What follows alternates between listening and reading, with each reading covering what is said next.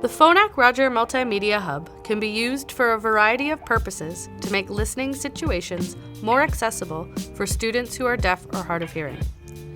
First, it can give the student direct audio input from their personal devices, such as tablets or laptops, into their hearing aids or cochlear implant sound processors.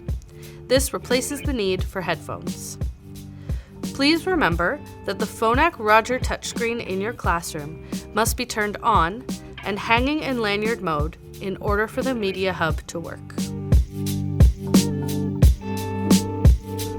To use the Multimedia Hub, press and hold the power button on the side of the device until the indicator light flashes green. Next, plug one end of the audio cable into the audio jack in the Multimedia Hub, and the other end into the audio jack on the tablet or laptop.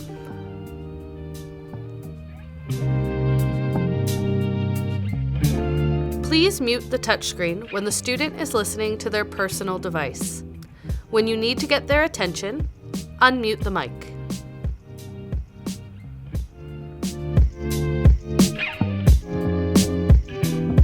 The Multimedia Hub can also be connected to the sound system in the student's classroom to ensure they get direct audio input from the sound system into their personal amplification devices. The technologist for deaf or hard of hearing equipment will install this for you and explain how to use it.